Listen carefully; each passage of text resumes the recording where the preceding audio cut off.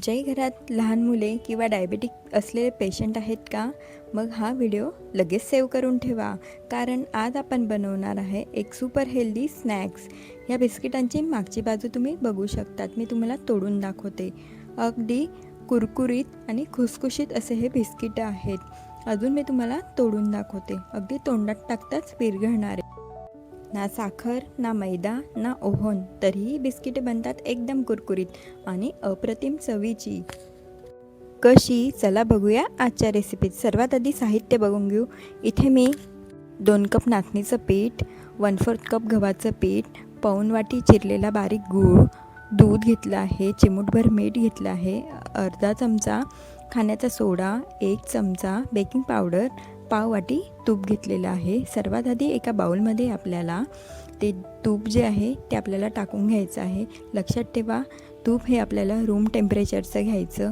जास्त घट्ट घेऊ नका आणि जास्त पातळ देखील घेऊ नका. यामध्ये मी पाऊण वाटी एवढा बारीक चिरलेला गूळ ॲड केलेला आहे. छान मिक्स करून घ्यायचं. तुम्ही गूळ पावडर घेतली तरी चालेल. हे बघा, मस्त असं फ्लफी कन्सिस्टन्सी या मिश्रणाची झालेली आहे. मस्त फेटत राहायचं. यामुळे आपली बिस्किटे खूप छान आणि खुसखुशीत होतात. हे आपलं बॅटर रेडी झालेलं आहे. आता आपल्याला थोडं दूध लागणार आहे. दूध हे रूम टेम्परेचरचंच घ्यायचं आहे. फ्रीजमधलं किंवा गरम दूध घेऊ नका. यामध्ये मी 4 टेबलस्पून एवढं दूध इथे ॲड करत आहे. छानपैकी मिक्स करून घ्यायचं. प्रमाण अगदी अचूक घ्यायचं, नाहीतर बिस्किटे व्यवस्थित होत नाही. छान मिक्स करून घ्यायचं एकजीव होईपर्यंत. आता याला आपण थोडं झाकून ठेवून देऊ.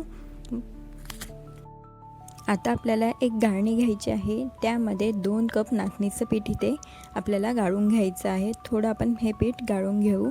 नंतर यामध्ये आपण पाव कप एवढं गव्हाचं पीठ इथे ॲड करणार आहोत. गव्हाचं पीठ हे आपण जे पोळ्या करतो तेच घ्यायचं आहे. यामध्ये 1 टेबलस्पून बेकिंग पावडर, अर्धा टेबलस्पून खाण्याचा सोडा, चिमूटभर मीठ, चमच्याने छान मिक्स करून घ्यायचं. मस्त हे जिन्नस एकजीव होऊन जातात गाळल्यामुळे.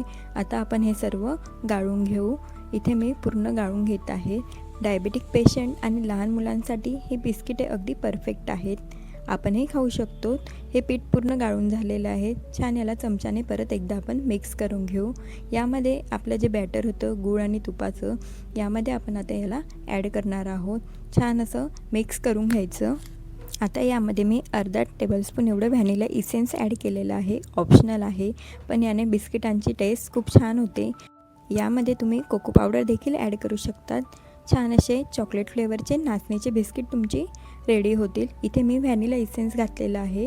तुम्हाला जसं हवं असेल तसे तुम्ही फ्लेवर यामध्ये ॲड करू शकतात.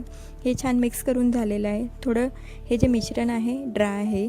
यामध्ये आपण आता आपल्या गरजेनुसार दूध ॲड करून घेऊ. दूध हे रूम टेम्परेचरचंच आपल्याला घ्यायचं आहे. अजून थोडं दूध यामध्ये आपल्याला ॲड करत जायचं आणि मळत जायचं. जोपर्यंत छान असा गोळा बांधला जातो तोपर्यंत हे छान मळून घ्यायचं. गोळा झाला आहे, याला आपण 10 मिनिटांकरता झाकून ठेवू. तोपर्यंत आपण गॅसवर एक कढई ठेवायची आहे. त्यामध्ये मी मीठ इथे ॲड केलेलं आहे. हे बिस्किट आपल्याला बेक करायचे आहे. मीठ छान पसरवून घ्यायचं. यावर एक स्टँड ठेवलेलं आहे. एक झाकण ठेवायचं आणि त्यानंतर एका डिशमध्ये एक बटर पेपर मी इथे टाकून घेतलेला आहे. 10 मिनटं फुल गॅसवर प्रीहीट करून घ्यायचं. 10 मिनटानंतर हे मिश्रण छान आपलं मुरलेलं आहे. आता याचे छोटे छोटे आपण असे बॉल्स करून घेऊ. तुम्हाला जसा शेप हवा असेल बिस्किटांचा तुम्ही तसा देऊ शकता. स्क्वेअर, ट्रायंगल किंवा मग काही तुमच्याकडे कटर्स असतील त्याचा यूज करून देखील तुम्ही शेप्स देऊ शकता. इथे मी या प्रकारे शेप देऊन घेत आहे. माझ्याकडे असं कटर आहे फ्लॉवरचं. यावर मी अशी डिझाईन इथे करून घेत आहे. परत एकदा प्रेस करून बघते. हे बघा, या पद्धतीने करायचं आहे. मस्त अशी फ्लॉवर्सची डिझाईन या बिस्किटांवर रेडी होते. तुम्हाला जशी हवी असेल तशी तुम्ही डिझाईन अगदी चमच्याच्या मदतीने किंवा मग एखादी काही झाकण असतं त्याप्रमाणे तुम्ही यावर डिझाईन करू शकता. डिझाईन केल्यामुळे हे बिस्किट अजूनच छान आणि ॲट्रॅक्टिव्ह दिसतात.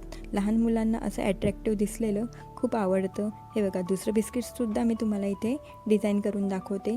मस्त इथे मी बिस्किट रेडी करून घेतलं आहे. आता हे आपल्याला बेक करायला ठेवायचे आहे. आता याला अजूनच सुंदर दिसण्याकरता मी पिस्त्याचे असे तुकडे करून घेतलेले आहे बारीक बारीक. यावर सेंटरला आपण हे लावून घेऊ. अजूनच हे ॲट्रॅक्टिव्ह दिसतील.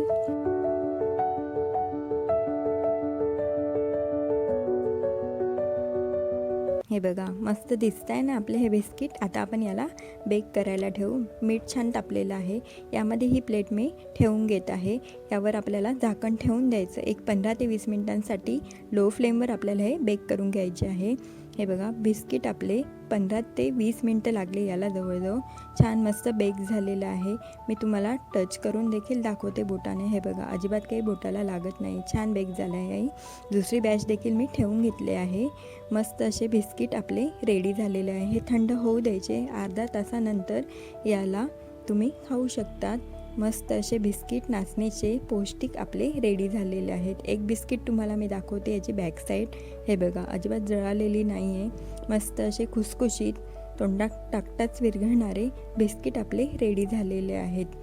तुम्ही देखील ही रेसिपी नक्की ट्राय करून बघा. तुमच्या मुलांसाठी नाचणीमध्ये कॅल्शियम खूप जास्त प्रमाणात असतं. त्यामुळे मुलांसाठी ही परफेक्ट रेसिपी आहे. बाहेरचे पॅकेटचे बिस्किट देण्यापेक्षा या पद्धतीने तुम्ही घरीच बनवून बघा. खूप छान होतात. रेसिपी आवडल्यास लाईक शेअर चॅनलला सबस्क्राईब नक्की करा आणि रेसिपी कशी वाटली मला कमेंट सेक्शनमध्ये नक्की सांगा. चला बाय.